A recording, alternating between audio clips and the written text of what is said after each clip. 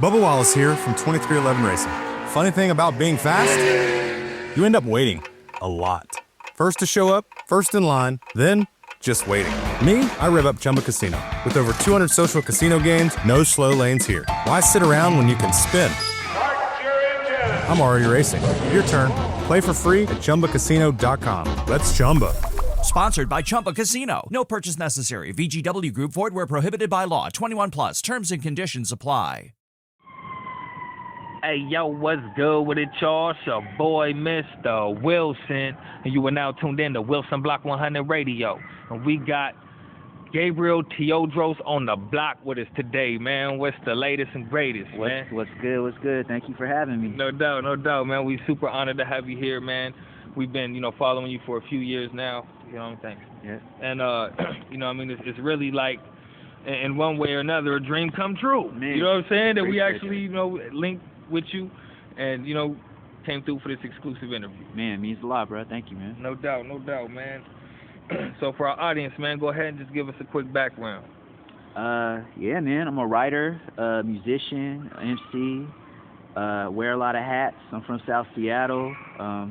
Hip-hop saved my life, and I'm just trying to give that feeling back to young kids coming up now, man. I've been doing it for 20 years. No doubt. Real talk, man. You guys got to check the record, you know what I'm saying? He's definitely got some stuff there ready for y'all to just, dive into, especially stuff to stimulate the mind, you feel me?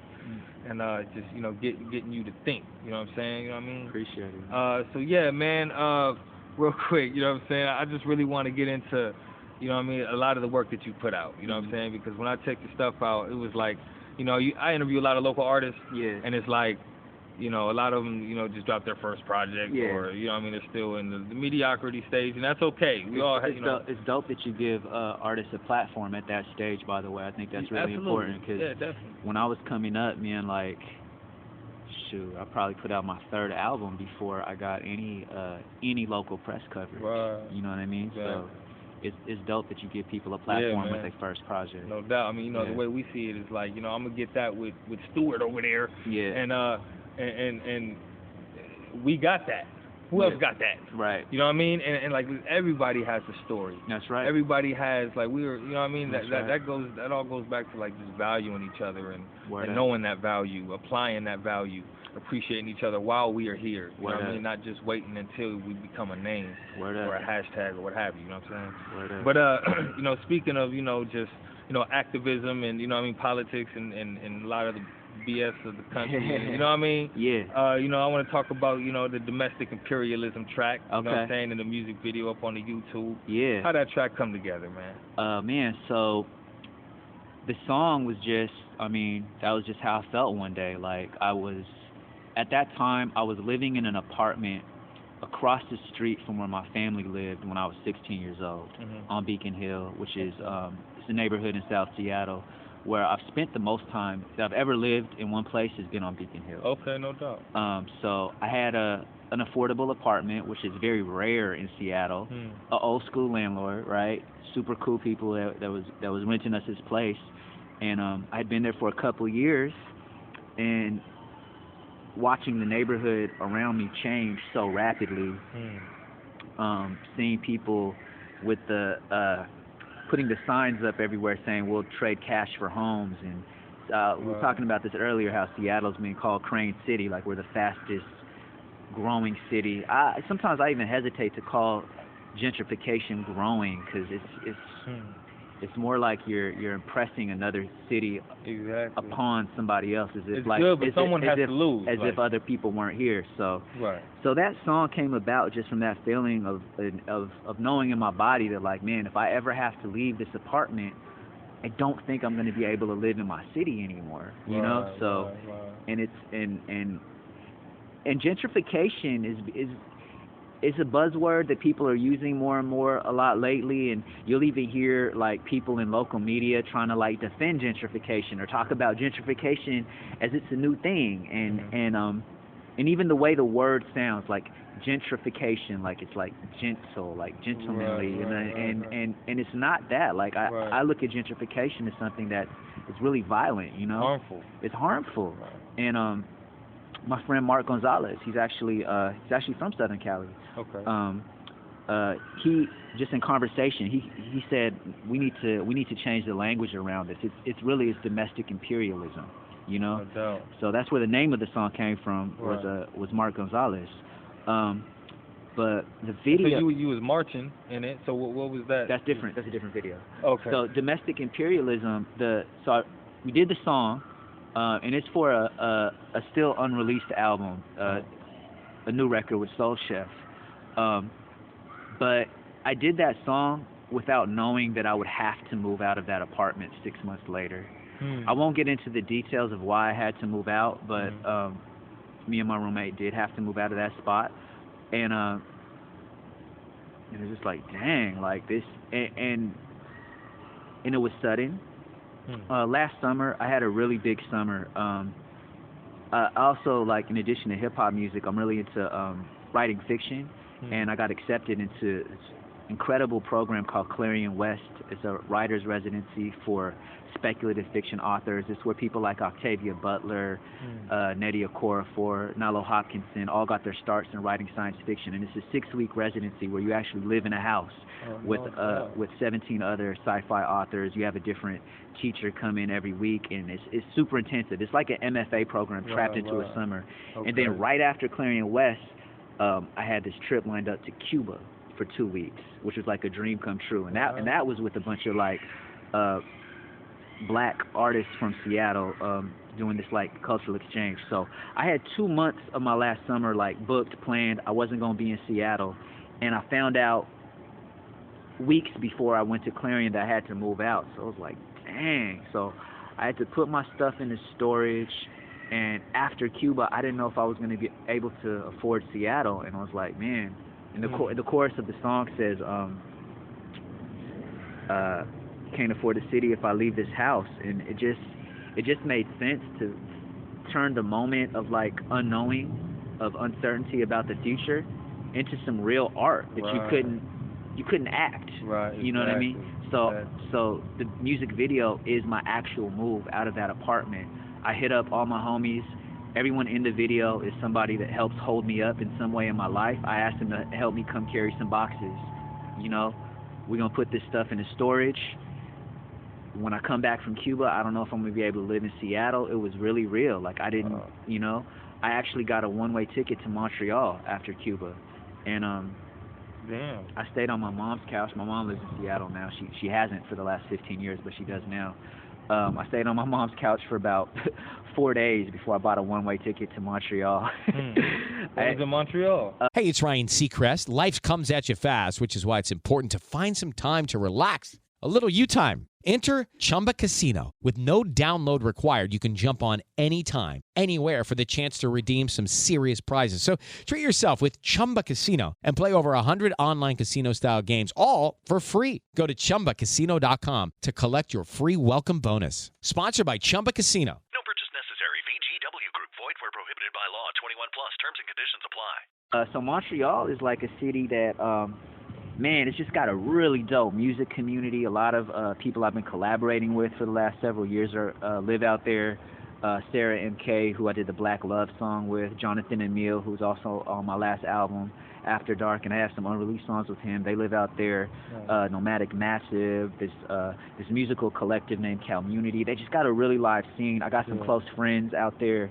My homegirl Jule, who did the cover art for Colored People's Time Machine, she lives out there. Jule's actually the person that introduced me to Montreal. So it's been this ongoing like relationship. Like I've traveled out there every year, probably 2 or 3 times a year.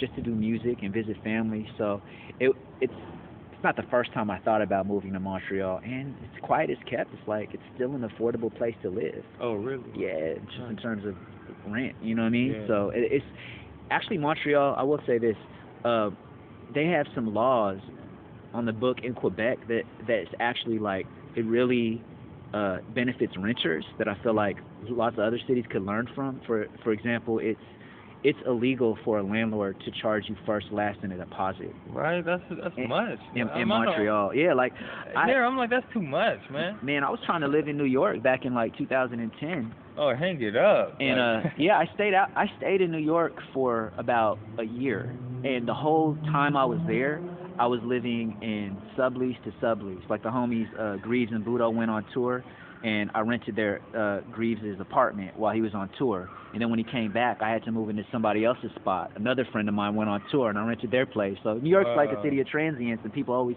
have subleases available. But I was there for a whole year, paying rent for an entire year for other people's places that they just weren't living in. And I was looking for another place, and like, yeah, that first, last deposit and booking fee in New York, it's out of this world. So I couldn't live in New York because of the cost of living. But in Montreal, it's like it's illegal for people to do what they do in places like New York and Seattle. It should be illegal. You know what I mean? It really should, man. Yeah. You know what I mean? Like fuck a minimum wage. What's a livable wage? Exactly. You know what I'm saying? Man, it's so bad in New York. I mean, Seattle's getting that way too, but in New York, it's like I met full-time workers, man, people that like have jobs that you could pay rent on in Seattle, or maybe a few years ago in Seattle. You know, people that like, you know, they're baristas at Starbucks, and they work at Penn Street Station, and then they sleep in Penn Street Station. Wow. You know what I mean? I met a woman who's a public school teacher, an older woman too, who has been working in the public school system for years, and she sleeps on the train at night. Wow. But goes and teaches kids in the public school a day. Like, you know what I mean? So see, it's a big problem worldwide. So So I don't know. All that goes into the domestic imperialism song, man. You know, to bring it back to your original question. Pretty much just showing people like, man, this shit ain't nothing nice. Like, you know what I mean? Don't be fooled like just because you're making the neighborhoods look good or whatever that we're supposed to just let you come and do what you will. You know what I'm saying? Like there's a harsh effect to this. That's you know real. What I mean? It's real talk, man. It's real no doubt, man. I mean, but just to wrap up that story. So I bought the one-way ticket to Montreal, and then you know, word got around my little circle of friends that I was looking for a place to live in Seattle, and I was leaning towards not living in Seattle anymore. And one of my good friends that I've known since I was 18 years old, who's now a homeowner, hit me up and said, "Hey, I have something I think you should look at." And she has, you know, a house with a renovated garage, and her best friend had like renovated this garage like 10 years ago, lived in it for a long time. It's more like an apartment inside of what used to be a garage. And I came through and looked at it, fell in love with the place the day before I got on my one-way ticket. Like, you feel me? So like she was already paid for. Yeah. I still went to Montreal. Oh, okay. But I looked at my friend and was like, "Dang, can you hold this place for me?" And she was like, "Look, I'm really picky about who I live with, your family, you know." So she held it for me. I went to Montreal, kicked it with my folks for about a week and a half, bought another one-way ticket home. Man, been playing in Seattle ever since, and I'm so happy about it because I didn't really want to leave. I just felt like I was being forced to leave because I couldn't afford the city. Exactly. But I still wanted to live in a city. Right. I don't drive. Like I have a license. I'm able to drive. I don't own a car, so living in a suburb, it just wouldn't work for me. Yeah, no doubt. You know? That's how I felt about Pasadena. Like, I didn't want to have to leave. Yeah. You know what I'm saying? But, like I said, them odds. You know what I mean? Sometimes, like, you just, like, I was feeling like, man, I can't do that here. Yeah. Like, you know what I mean? Like, no, I'm homeless here. You know what I mean? Like, no, I gotta go somewhere where the odds are better. You know what I mean? Where I can, you know, at least have a chance. Yeah. But, you know, that's key. I'm thankful to still be in Seattle, man. So, you know, tell me about Soul Chef. So Soul Chef is have you ever heard of an MC named Uptown Sweet? He's from Vacaville, California. Where? Vacaville. Never heard of Vacaville. Vacaville. It's like I think it's more like Central Cali. Okay, yeah, not SoCal. Yeah. We got Victorville. I've been to Victorville actually. Yeah. No doubt. Yeah. So Uptown Sweet is actually, I got to shout out my guy Rasar, Random Abilities. He lives in Vegas now, but he's from Sacramento. Rasar had me on one of his songs back in 2011. I just met him on a tour, and you know, he opened up for us at UC Davis. Okay. And we just kept in touch after that show. He invited me to get on a song with him for his album in 2011, a song called On My Feet. And you know, it was one of those long distance collaborations where you know, he recorded his parts in Cali. Right, sent the shit over. I recorded my verse, sent it back to him, and when the song came out, there was this incredible MC on the third verse. That MC was Uptown Sweet, who he's a Samoan cat. Uptown Sweet, huh? Yeah, Uptown Sweet. from Vacaville, and I just was like, who is this cat on the third verse? He's filthy. So filthy is Seattle for dope, by the way. So I went back and just listened to his stuff, man, and it was dope. He was on the Wake Up show with Sway? Yeah, with Sway back in the day. Man, he had a really dope freestyle on there. But he had a bunch of songs with this guy named Soul Chef. They had a record called Soul Sweet. Okay. Super dope. So I had become aware of Soul Chef via that collaboration and his work with Uptown Sweet. Okay. Soul Chef hit me up out of the blue though one day and said, "Hey, I'm working on an album. I like your material. Love to get you on a song." So he sent me a few beats, and I did 2 songs with him. One of them I ended up actually recording in Montreal. Speaking of Montreal, no doubt. and it was a song with Sarah MK. The song ended up being Black Love. That was actually the second song I did with Soul Chef. Hello, it is Ryan, and I was on a flight the other day playing one of my favorite social spin slot games on ChumbaCasino.com. I looked over at the person sitting next to me, and you know what they were doing? They were also playing Chumba Casino. Everybody's loving having fun with it. Chumba Casino is home to hundreds of casino-style games that you can play for free anytime, anywhere. So sign up now at ChumbaCasino.com to claim your free welcome bonus. That's ChumbaCasino.com and live the Chumba life. Sponsored by Chumba Casino. No purchase necessary. VGW Group. Void where prohibited by law. 21 plus. Terms and conditions apply. The first one that came out, and it came out on Soul Chef's record, Food for Thought. It was and still is my favorite song I've ever written. I love Black Love. That's my joint. Oh wow. Yeah, it was just this vibe. And Soul Chef was a very easy person to work with, even though I've never met him in person. The record I did with him, Evidence of Things Not Seen is the name of the album, is the first album that I've ever done with a producer who lived in another part of the world. Wow, no doubt. You know what I mean? Every other project I've ever done. So you still never met him personally? Me and Soul Chef have still never met each other. We've only Skyped.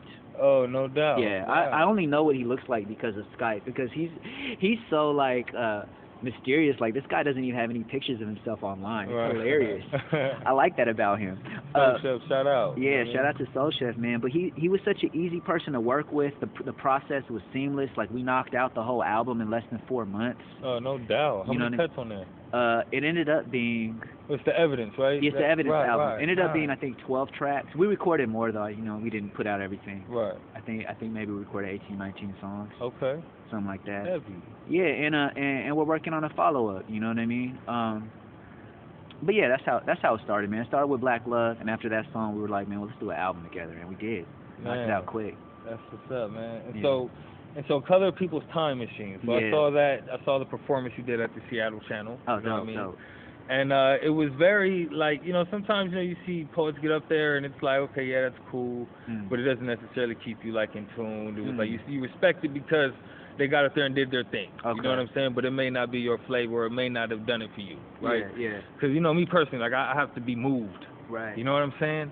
But yours was like, you know, like, yo, I was tuned in. You know what I'm saying? Like, I was really like, okay, what is he about to use to rhyme with that? Like, you know what I'm saying? Like, I appreciate that. Yeah, so, you know what I mean? And then, you know, it was just a good taping. You know what I'm saying? It was a good angle. Word. You know, you had the whole chair scenario and everything. So, yeah, break it down, man. You break down that piece, and then, you know, the experience of performing at the Seattle channel.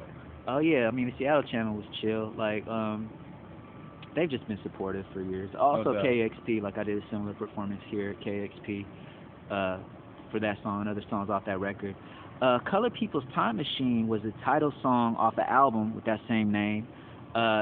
It's basically like, you know, the term Color People's Time. It's like, it kind of has like we make fun of ourselves, but it also has a negative connotation that people of color are always late. Right. So it's kind of like poking fun and pushing back on that. It's like, it's saying that, no, like, music is time. All forms of American music are rooted in people of color's expression, particularly black people's expression. Right. And music is something that can, you know, take you to the future or connect you to the origins of all things. You know what I mean? Like, music is our time machine. Exactly. You know what I mean? So, no doubt. That makes sense. So that's kind of where Color People's Time Machine came about. It also came from this Ethiopian elder that I met in D.C. who said, he said, it wasn't until I moved west that time became a commodity. Here, time is something that we always chase. It's something that we can lose. It's something that slips through your hands. He said, here in America, time moves. but back home I moved through time. And it just made so much sense to me. Like, time is a cultural construct. So that's kind of where Colored People's Time Machine came from.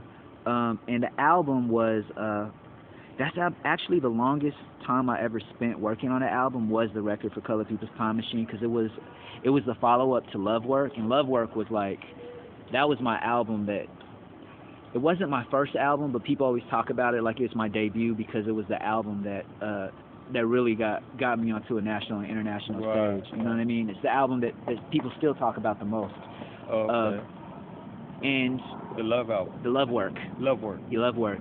And Time Machine was 5 years later. I didn't make solo songs for a couple of years after Love Work. Like, I went into this time of like deep depression because, you know, we did Love Work, and Blue Scholars and Common Market were like the biggest, you know, rap groups in Seattle at the time. I was opening for them all the time, and we had white audiences, you know what I mean? And like, we were selling out the Showbox and these big venues, and people from my neighborhood and my community were coming to these shows, and they're coming up to me afterwards and were like, yeah, that's cool, your performance was good, but we just feel like this isn't for us.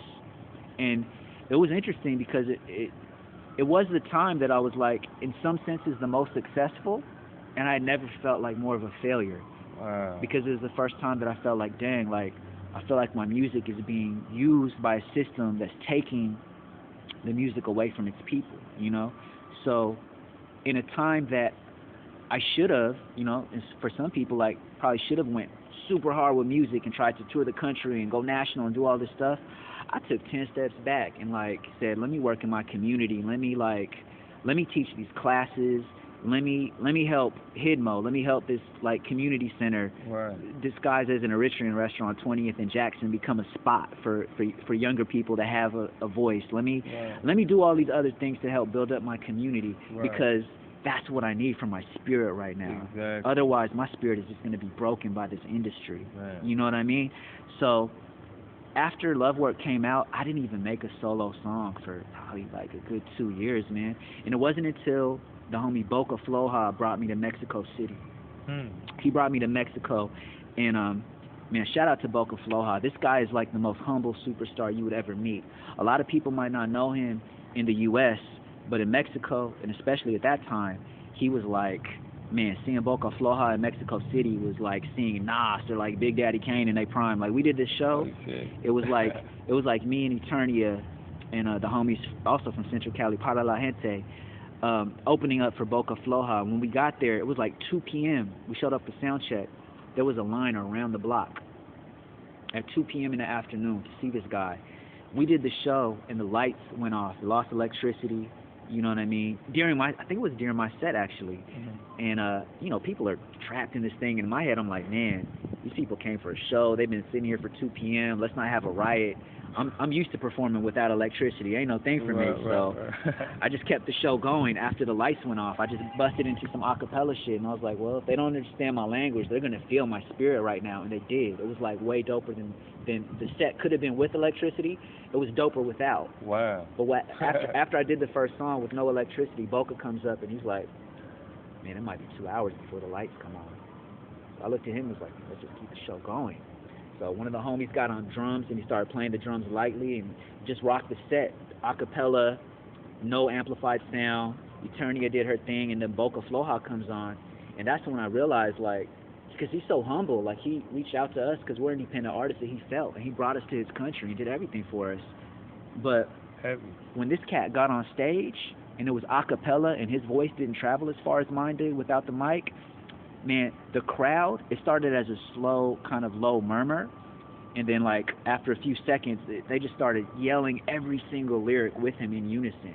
You know what I mean? It was like, it was beautiful, man. It's one of my favorite hip-hop memories, so. No doubt. So anyways, to make a long story long,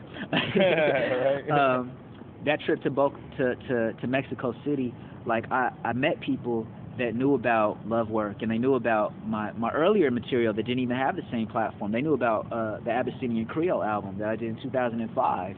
And this is in a country where people make, like, on average, like $10 a day. And some of these folks were telling me that my music helps them get up in the morning, and they're living through something that's harder than I've ever lived through. In that moment, I realized, like, you know what? Fuck my ego. Fuck all this bullshit. Like, my music is helping people. Right. It doesn't belong to me anymore. I felt like I owe it to them to keep going. Exactly. So literally, bro, like I came back from Mexico and I said, yo, I called up one of the homies that kind of been pushing me to do my next solo record, my guy Doom 41, who ended up putting out the album with on Fresh Shot Beats. I said, man, let's do this. And that's how the Color People's Time Machine album came out, man. I owe that album to the people of Mexico, and yeah. Wow, no doubt, that's deep. You know what I'm saying? Yeah.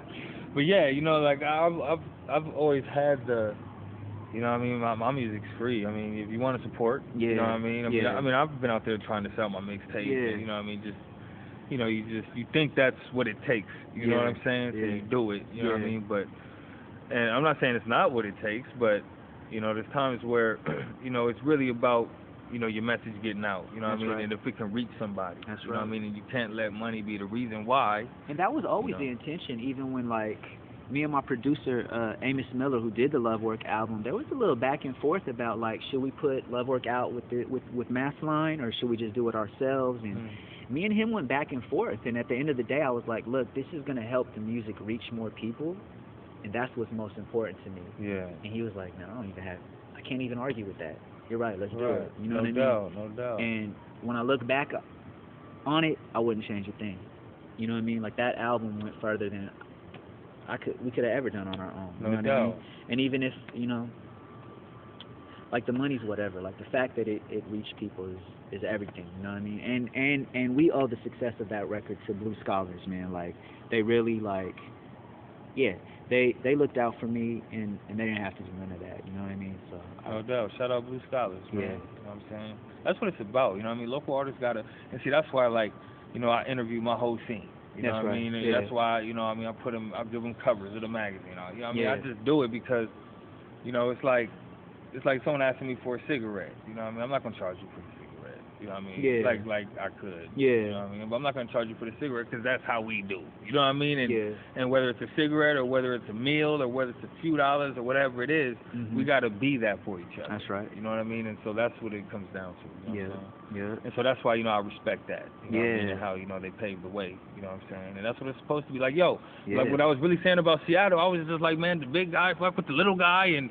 they all work together. You know what I mean? It should be that way, man. And it definitely was for a long time. Now it's like, you know, in the post-Macklemore era, right? You know, like the post-Macklemore era. Cause like before, I mean, even before Blue Scholars, like, kind of had their moment. You know, like, Seattle didn't have an industry. You know what I mean? Like, we were doing shows, and people were making music because it's the music that they wanted to hear. Right. There was never this idea that you could, like, blow up nationally and internationally out of Seattle. Everybody here made music because it's genuinely what they wanted to listen to. Right. And that's what made it so dope. Right. And everybody supported each other because if we didn't, who else was? Exactly. You know what I mean? Exactly. So that sense of community and just making the thing that you wanted to hear, to me, is what made Seattle so dope. And, like, I talk about 2005 is kind of like a turning year a lot of times, because that was the year that Blue Scholars started to have their moment, and a lot of us, like Abyssinian Creole, Macklemore, Cancer Rising, Gray Skull, Boom Bap Project, Framework, all these artists put out, like, really incredible projects at the same time, and it felt like we had, like, a little renaissance moment. Right. You know what I mean? And it set the stage for what happened afterwards. And we all, we all, just to wrap up the thought, like, there was never, like, a joint record label back then. You know what I mean? Like, we were all doing it independently, and we were fans of each other, and it was genuine, and we supported each other just because we really meant it. Right. You know what I mean? Right. After people started getting money and people started thinking, like, oh, there's industry here, like, dang, like, somebody from Seattle went platinum, went diamond, you know what I mean? Like, I feel like there's a new generation of cats. Now, there's a they want to imitate that. Let me not knock the younger artists, because my favorite hip-hop in Seattle is coming from younger artists, point blank, period. But in the post-Macklemore era, there is a level of competitiveness, which, in regards to money, which I think is really unhealthy. You know what I mean? Yeah. Competitiveness when it comes to art, I believe, is healthy. Like, Right. I came up from a battle era. Everybody was trying to out-rap each other. That makes art better. Exactly. But when you're just trying to cutthroat people, trying to, like, fuck over the next man's label because you're not getting a piece of their check, talking shit about the next man just because that's not your crew, like, that's fucked up. You know what I mean? Yeah. Like, not even giving them a chance, not even listening to them, or not even acknowledging something is dope when it's dope. Right, exactly. When it's dope, though. You When credit it's, where, you know what I mean? Just because that's not your crew, like, that's fucked up. And I feel like that's a lot of what I've seen in the last recent years here in Seattle. Is like, it's the same thing that happens nationally. It's the same thing that's happening with hip-hop globally. Right. It's happening here now. But What New York and LA has been going through, because all of a sudden people see money here where they didn't before. You know what I mean? Right. It's interesting. And so, that's just my perspective. Like, right. 10 different people are going to tell you 10 different stories. No doubt. But so like you mentioned that Renaissance era. Like, you know, like, listen, like, you know, I'm from one of many. Right. Yeah. Okay. No doubt. Well, Yeah. see, the one that you guys were a part of. Yeah. Was like being outside looking in. That's exactly what I got from it. I got from it, like, you know what I mean? Not being from Seattle, not being from none of that, but just knowing, like, and then, you know, Mac dropped the town. You know what I mean? It is Ryan Seacrest here. There was a recent social media trend which consisted of flying on a plane with no music, no movies, no entertainment. But a better trend would be going to ChumbaCasino.com. It's like having a mini social casino in your pocket. Chumba Casino has over 100 online casino-style games, all absolutely free. It's the most fun you can have online and on a plane. So grab your free welcome bonus now at ChumbaCasino.com. Sponsored by Chumba Casino. No purchase necessary. VGW Group. Void where prohibited by law. 21 plus. Terms and conditions apply. And then that's what really was like, damn, they got a dope ass scene up there. Filthy. You know what I mean? And and you know, that's just you know, one of those times where, you know what I mean, that showed me, like, you know what, like those artists work together up there. Like, you know what I'm saying? Like, they collaborate and they fucking, you know, they do their shit. You know what I mean? Yeah. And so, yeah, you know, that's just a few of the things that drew me here. You know what I'm saying? That's dope to hear, man. Yeah.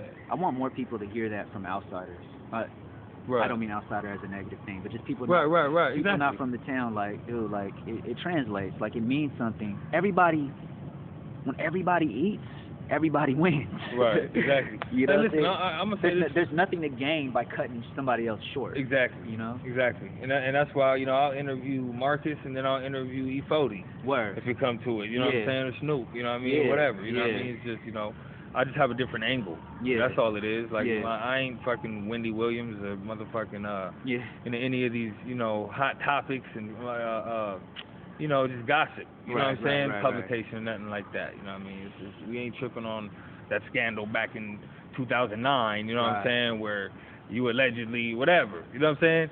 But yeah, you know what I'm saying? I just I want to get into another one of your songs, man. Right. Mind Power. You know what I'm saying? Yeah. Very empowering. You know what I'm saying? Appreciate that. And then there was a line that you mentioned that, you know, I specifically wanted to bring up, and it's I will not be defined by where I'm from. Yeah. You know what I'm saying? Yeah. And you know, me, when I heard that, I received it as, you know, someone who has a lot of pride and culture about my town. Yeah. And you know, I look back and a lot of my music is centralized around my town, being from my town, and lifestyle in my town, and, you know, that type of thing. So, what exactly did you mean by that line?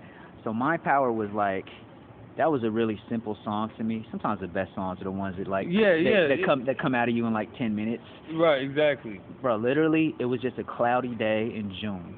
You know what I mean? Which is normal in Seattle. Like, sometimes we call the whole month of June Juniary.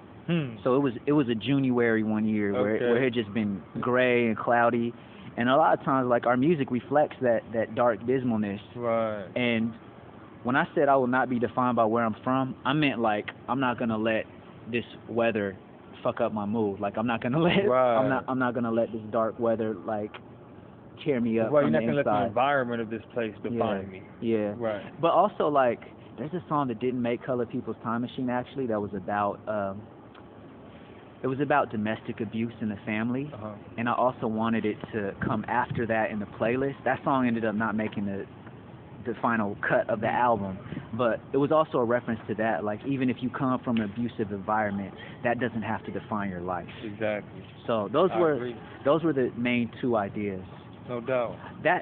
Thank you for asking that question though, because I feel like that line of that chorus is probably the one lyric that gets misinterpreted the most. Right. I don't mean to not be proud of where you're from. Right.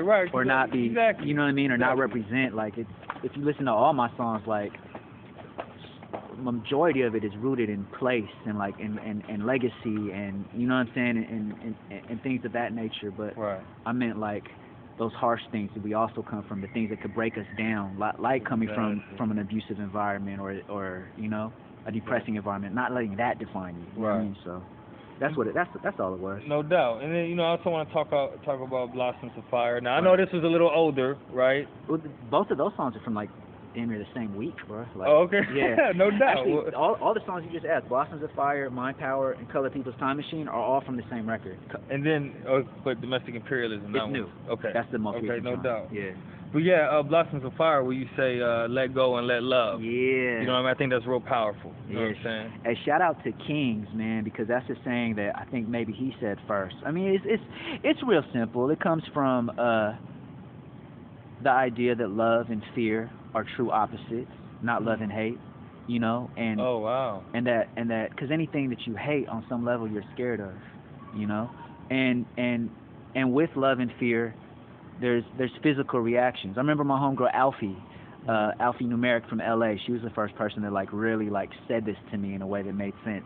She said like, when you're scared of something, there's a physical response in your body that goes along with it, and even kids know how to do it, which is like to hold on to things, to clench up, to shrivel up, you know what I mean? Fear holds. Fear tries to like hold on to something solid and safe, and it stops you from growing. I feel like love and fear cannot coexist. So what's the opposite of holding? Letting go. If you really love someone or something, you trust that it's going to be there, and you love it enough to let it grow into whatever it needs to be, you know. So that's kind of what let go, let love comes from. Also like let go and let God, and like God. Right, exactly. But it really became a mantra for me and my dude Kings. Kings has a tattoo, let go and let love. Right. And I mean, usually you'll hear like let go and let God, but because you said let love, that's what sparked me to want to bring it up right now, because like you know you had a different perspective, or different, you know, context to it. You know Absolutely. What I mean? It's a mantra, man, we started saying it at a time where we really needed to say it to ourselves. Right. You know, and Kings is since it's a mantra that I believe he came up with, or I mean it's words, probably a million people said it before us, but the first person in my life that started saying it was Khalil Kings. I had him come in and say it on the track with me, so he's on the overdub saying it with me. No doubt. Yeah. That's what's up, man. So Evidence of Things Not Seen, yes, sir. You know what I'm saying, is out now. Yes, you know what sir. I mean? Everybody go to the iTunes, the Bandcamp, what have you, cop that, you know what I'm saying? Pay the premium, you know what I mean? I would have bought the jewel copy, but I just don't have a CD player anymore. You know what I mean? You, bro. But, you know, if you guys still rocking CDs, by all means. It actually comes with a book of lyrics. Actually, yes, I wanted to bring that up. Little did you know. It comes, you know what I'm saying? In a book. I saw, I downloaded the digital edition. Oh, so you saw the digital book. And you had the PDF in there, and I'm like, okay, what is this right here? You know what I mean? Because, you know, my magazine's a PDF. Oh, so I'm thinking, what if this artist got a PDF in this thing? What is this? Yeah. So I was expecting like album art or something like that. I opened it, and you got all the lyrics right there. All the lyrics. You know what I mean? And then, you know, that was like, I really appreciated that. And I uploaded it to my cloud, so I'll always have it, you know what I mean? But the reason why I appreciate that is because, like, if you look at my latest project, I released it for free, and then I also released it exclusively through my magazine. Because when you download the magazine, you get, there's like some special links in there, and then it has the lyrics, you know what I'm saying, to the tracks, you know what I mean? So it's just like an interactive, you know, media kit type of thing, you know what I'm saying? I wanted to inspire cats, like, I don't know if you've seen the physical, I got one right here. I wanted to inspire, like, all my homies that make albums to, like, to just think of their work as like an actual book of text. Like every time you're making an album, like you're making a These are your scribes. These are your verses. You're making a whole body of text, and sometimes we devalue our work. So I wanted to honestly, I wanted to inspire more people to like bite the idea. Like, yo, make. This is your book? Yeah. Wow. No, this is the album. Like, this is how. Oh, that means the lyrics. Yeah. The lyric album. Yeah, this is how the CD comes. Like, if you buy the CD, like, it comes wrapped in this book. Wow, that is pimp, bro. You know what I mean? So, I should have waited and just bought this off of you. That's all good. Yeah. Nah, this is fucking dope. I ain't seen no one do it like this. Yeah, so that was the idea. And also, like, you get to read along as you fucking, that's just like dope. You know, sometimes like we get so lost in the digital aspect that we a lot of the intricacies and the stuff things, you know, the small things get passed up and overlooked. You know what I mean? Just like, you know, reading this. Like, if you actually like listening to the music and you have the book, it's like my magazine. If it's digital, you probably won't pick it up. But if it's like physical, you're gonna check it out. You know what I'm saying? It's like, you know. So yeah, man, that's dope, man. Yeah, and also like, man. How much these are right here? I sell them for $15, but if you already caught the thing online, man, we'll just chop it up afterwards, man. No doubt. What was I gonna say? Man, shout out to Jean Grey. She's a big influence, man. Jean Grey's an artist who, I mean, she's on top of just being an incredible MC. She never lets herself be boxed into one thing, right? And as I'm in my mid-30s, like, you know, 36 now, I'm starting to think about life beyond just making music. And I always have, but the older you get, it becomes more like necessary to be all the things, as Jean Grey always says. So a couple years back, man, I started writing speculative fiction. My first story is a story called Lalibela that came out in an anthology called Octavia's Brood. And I found that I really love doing it, man. And people seem to like the work. So I've continued on that journey, and I'm a nerd, man. I love reading, bro. No so doubt. I wanted to. You can't buy that in a person, you know what I mean? Yeah, with this album, man, I wanted to do a couple things. Like, one, like, think of an MC also as a writer, but to think of me specifically as somebody that's going to hit you with books soon. Right. You know what I mean? It's kind of introduction to that idea. No doubt. But also to inspire younger artists to just, man, like, do more.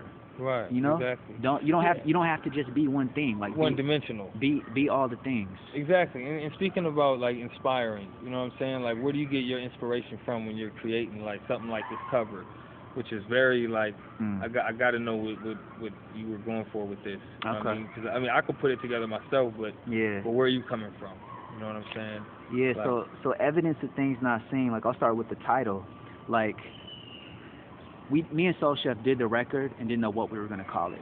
You know, we had finished this body of work. We had this collection of songs that made sense together, but I was trying to figure out, like, what is the unifying thought?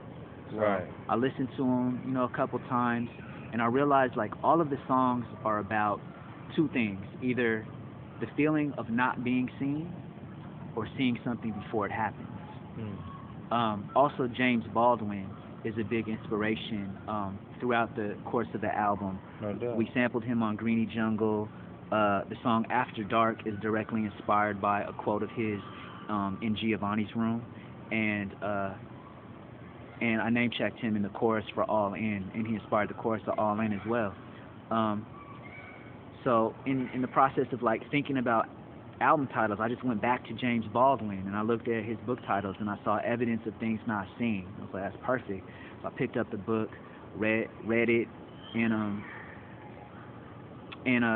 he got the title from actually the Bible, where it says faith is the substance of things hoped for, the evidence of things not seen. And I said that's even more perfect, not because I'm religious, but because I've always thought of music and being an independent musician as an act of uncompromising faith. We're putting this thing out, man, just with the faith that it's gonna land, that it's gonna hit the people that it's supposed to. Like, I often talk about my projects as something that once I put it into the world, I give it the best I can, the music grows legs and walks where it's supposed to and connects with who it's supposed to. And living as an independent musician with no backup job to fall back on, there's literally years where I don't know how I'm gonna pay rent every month. Right. But I just have faith that it's that I'm gonna do this work and it's gonna pay off, and it does. Right. So like you start living in faith in a really real way. Right, no doubt. So Evidence of Things Not Seen, as just a sentence, like it kind of sums up all those ideas.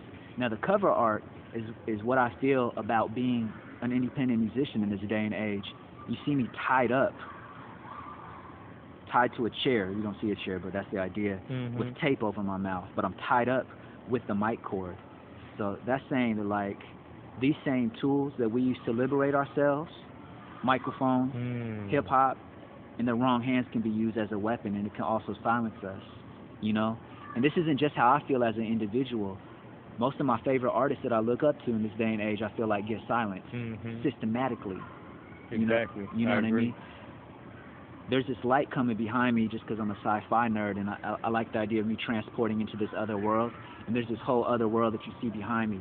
These are the things I want to tell you about that I can't tell you because I got this tape over my mouth.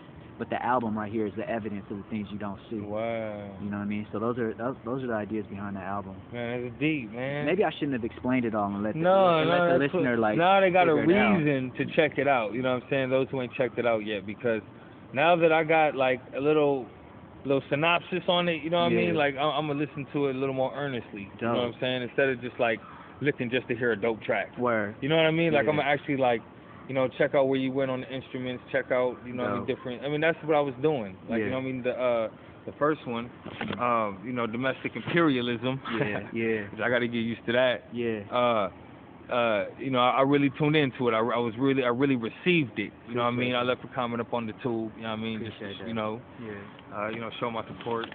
But so yeah, man, moving forward, man, we a little pressed for time. You know what I mean? So I want to kind of forward to you know, hear a little verse. If you got a little exclusive verse you could drop for us, man. Yeah, man.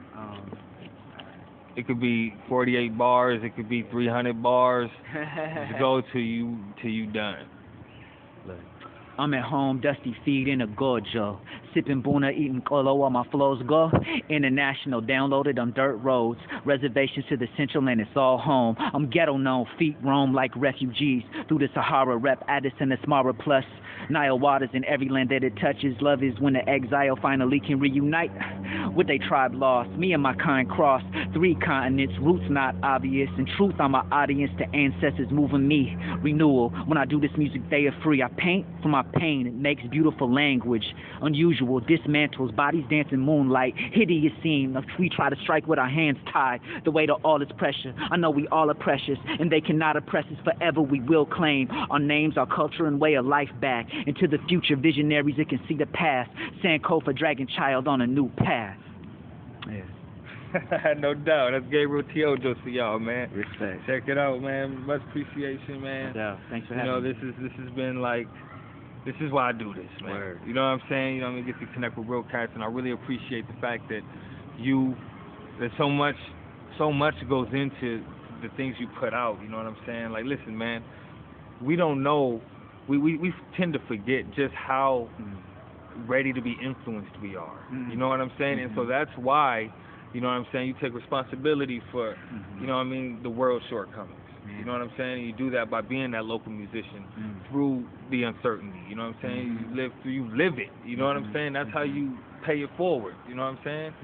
And so, you know, I just really want to commend you for that, you know what I'm saying, just really having something to offer, you know what I'm saying, your listeners, you know what I mean, because we can get entertainment from anything, you know what I mean, it's like I can get entertainment from Lil Yachty and I can get it from Soulja Boy, but who's going to give me that gem, you know what I'm saying, and some entertainment, you know what I mean, like who can really give me that, you know what I'm saying, so every now and again, man, you know, you gotta appreciate, and that's why, like, you know, I understand what they mean when they say hip-hop is dead.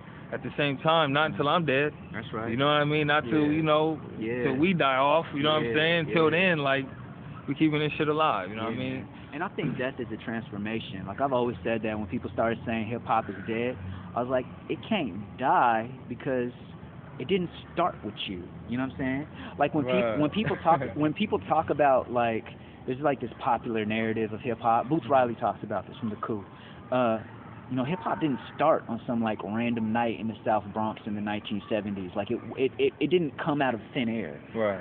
It came from black people's culture, struggle, experience, and it's something that you can, like, every art form of hip-hop, maybe save the DJ, can be traced back to the origins of time. Yeah. I feel like the one thing that is unique to hip-hop is actually technological. You know what I'm saying? Like when hip hop has made the turntable an instrument and it wasn't supposed to be an instrument, that's something that hip hop did. They could put a stamp on. But even then, it's still an innovation on what black folks and people of color have been doing since the beginning of time, and it's something that. Well, let me ask you this: do you believe that the current state of mainstream hip hop, right, has evolved or devolved? Because it doesn't seem like an evolution, right? Right. I think I talk about this a lot. I did a whole TED talk where I talked about this, where I talked about media consolidation and how the Telecommunications Act, signed in 1996, changed how many corporations or how many media outlets one corporation could own. So prior to 1996, like in the radio world, for example, somebody could only own like 10 to 15, I think, radio stations. Now they got a monopoly on it. Yeah, after that, like Clear Channel emerged, and they could own as many radio stations as they want. Not just radio stations, but newspapers, magazines, television stations. So now what you have, like fast forward 20 years, you have these multinational corporations that own and operate like 70 to 80% of all the media that Americans download and consume. Right. And you have the same playlist over and over and over again. It's almost like you can like change the radio and it just sounds like you're hearing one song over and over again. Right. So to me the problem isn't what people are creating, because I would argue that there's more incredible art, forward-thinking, diverse storytelling being made right now on the planet than ever before, because you can have a studio on your fucking iPhone. Real talk. You know what I mean? But you don't think the game has got more like static? You know what I mean? Where it makes it harder for those type of artists to surface? It has, but I blame corporations. I blame the mass media that's force-feeding you this one playlist over and over again. Right. You're only seeing one story. Right. I'm thankful to artists like Kendrick Lamar and Chance the Rapper, who have found ways to damn near sidestep the industry and get some different sounding things and different stories heard on the mainstream. And I'm thankful for them, because there's a generation of young people that are looking up to them that actually can hear some real lyrics on their radios. That hasn't happened in 15 years. Right. 10 years ago, there wasn't anybody saying anything different on the radio, you know, on mainstream radio. Right. You know what I mean? So it's just interesting, man. So when people ask me, what do you think about the state of hip-hop, I'm like, what do you mean, blood? Because hip-hop, to me, what hip-hop means to me and what hip-hop means to other people are a lot of times are two different things. Like the thing that I was raised on maybe was never hip-hop. Maybe I was raised on black culture. Maybe I was raised on something that's older than hip-hop that I called hip-hop. But the thing that I know is hip-hop, it might shape-shift and it might transform, but it ain't never gonna die. They might say hip-hop is this one thing and package it and put it in this box and say it's made of these 4 elements, and here's a credited course, and now you can go get you a PhD in hip-hop and be an expert in hip-hop, even though you've never been to an inner city or interacted with black people in your life outside of college. But that's not the culture. You know what I mean? That's something else. And if hip-hop has to change its name to survive, it will. And I know that it will, because it has, just like every other form of black music and expression that came before it. Hip-hop is based in the same things that soul was invented, like that rock, that blues. Like to me, it's black, African musical continuum is what I'm aligned with. You know what I mean? And hip-hop is a part of that, but hip-hop isn't all of it. Right, no doubt. No doubt. That's what's up. That's some game right there, you know what I mean? He just schooled me right there. So all y'all young tuning in, you know what I mean? Like, check game, you know what I mean? Like, real shit. Yeah. But no, man, I appreciate the insight, you know what I'm saying? You know, what positive, aspiring words do you have for, like, you know, musicians or you know, just young people that are looking to pursue a career in entertainment? The best thing I can say is make the music you want to hear, point blank, period. Because when you start making music that you think people want to hear, that's the source of all whack music, straight up and down. It might sell, but I can't tell you how to sell records. I think that's like lightning striking, honestly. Like the songs of mine that reach the most people, couldn't have told you. I couldn't have predicted it. Right, exactly. It'd be the one you least expect. I was just making the music I wanted to hear, and that's how you're gonna connect with people, and that's how you're gonna have longevity. No doubt. I look at a group like Outkast as like my biggest inspiration in hip hop, because they didn't even try to sound like themselves from album to album. Right. You know what I mean? They, like, with every album, from Southern Playlistic to A.T. Aliens to Aquemini to Stankonia, they consistently made the music they wanted to hear, and when the whole industry was going one way, they went the other. You know what I mean? And they made the industry follow them. Let that be your model. Don't let sounding like so-and-so and so-and-so be the model. And also I want to say, because, like, I get this a lot because people label me a conscious artist or whatever, man, make music that's you. If you don't, like, man, how do I say this? Growing up, I always heard the term studio gangster, right? Like people that talk about an experience that they've never lived because they think that's what they need to do to sell records. Right. I actually see the flip happen with quote-unquote conscious rap, too. There's a lot of people that will talk a good game that they don't live. Right. They know what they need to say, but their actions don't reflect it. And to me, that's just as fake as the studio gangster. Talk about your experience, talk about what you live, or talk about something that you want to bring to your into your life. Because a lot of times when you're making this music, you're saying a prayer almost. Right. You put out an album, you got to chant this. You got to chant these songs night after night. And if you ain't living it, you might bring it into your life. And if it's not coming from a real place, like, people are gonna see through it, man. So, yeah, bro. So make something that's authentic. Don't make it because of how you think it's going to be received. And that's the best thing I could say to anybody. Yeah, man, I always said, the world will settle for my story. Yeah. You know what I'm saying? Like, I'm not going to make a track about big booty bitches because, just because I know it's going to appease you. You know what I'm saying? I'll make it if, like, I was really on that. Yeah. You know what I'm saying? If that was me. You know what I mean? If that was, like, driven. You know what I mean? But for the most part, man, the world is going to have to, they will settle for what I bring from my story. You know what I mean? And that's what every artist, that's the unique thing that every artist has. You know what I mean? And real recognizes real, no matter where it's coming from. You know what I mean? So growing up, when I was listening to hip hop, there wasn't these labels. There wasn't conscious rap, gangster rap, backpack rap. I remember that's just what it was. I remember when those labels started, but growing up, it was just all hip hop. And to me, you couldn't tell me that Ice Cube and A Tribe Called Quest will be put into different genres later on in life. Right, you know what I mean? Because to me, like, Ice Cube and Scarface are some of the most conscious artists there are. You know what I mean? And Tribe Called Quest has straight up party records, but one gets called conscious and the other gets called gangster. It's just weird to me, man. Yeah. Like, the labels. Yeah. To me, like, your only responsibility as an artist in terms of your content is to make something that's real, make something that's authentic, and it's going to connect with other people's real selves. Right. You know? Real talk. What better way than to tell your story, you know what I'm saying? That's real. That's what it is, man. All right, Gabriel Teodros, where can people keep up with you online, man? Man, the best place is my website, GabrielTeodros.com. I think that you have a dope website, by the way. Thank you so Real much, talk. man. I went to your website and I got stuck on the first video, like, damn. That's tight. Like, that's what I was just really like, man, this dude got presence. That's like, tight. You know what I mean? Hey, thank you, bro. That means a lot, man. Real talk. Yeah, like, I interact with social media, you know what I'm saying, and I'm present on it, but I think there's a lot of power in controlling the way that you communicate with your fans, you know what I mean, and not giving it over to a corporation. So I tell people to check the website first.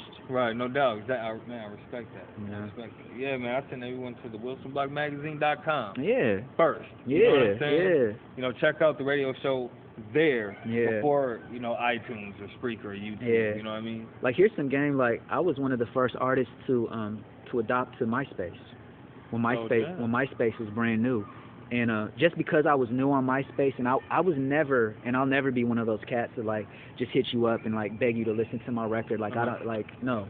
Like, I just put the music out. If you connect with it, cool. If you don't, cool. I'm keep it pushing. You know what I mean? Like, I didn't hit up random strangers, but simply because MySpace was new and people weren't used to seeing, like, music pages or whatever, people connected with the music early on, and before I knew it, I had 80,000 followers on MySpace, and I didn't even barely promote it. So it was an incredible thing, man, and it gave my career, like, some wings early on. But the reason I say this is a piece of game is because I didn't control the way I communicated with my fans on MySpace. I relied on MySpace to connect to this audience. When MySpace crashed, I lost a connection to 80,000 individuals that I never picked up again. People found me again if they looked for me, but they had to make an extra step to find me. somewhere else. You know what I mean? The same thing can happen with Facebook, Twitter, Instagram. Yeah, no, that's real talk. Don't rely on these corporations. Right. Man. The Wilson Block. Get the email address. Right. Thank you. You know, when I had the Wilson Block network up, you know what I'm saying? We had hundreds of thousands of members after so long. Yeah. I got priced out, corporate takeover, they new pricing model and everything. I couldn't afford it. You know what I mean? Yeah. So then I lost that whole base. You know what I'm saying? Quick. And you know, it was just like, damn. God forbid, I'd crash my SoundCloud. That shit got 500,000 plays. Let that just get erased. You know what I mean? But and since I know a lot of independent artists might listen to this, man, like I'm gonna go ahead and plug Bandcamp just as a platform, because even if you just give away your music for free, Bandcamp, I find, is like the best model for distributing music, because even if you give it away for free, with Bandcamp, you collect the address. You can collect the email address, and that email address is valuable. Even if you don't know how it's valuable right now, a couple of years from now when you're touring, you're going to want a way to tell people that you... Right. Build your email list. Build your own connection to your fans, because that's the future of the industry. Record labels know that they're becoming irrelevant. You know what I mean? Right. That's why they're scrambling to find a way to take hold of this industry. But right now is one of the best times to just facilitate your own connection between artist and fan without no middle person. You know what I mean? Real talk. Yeah.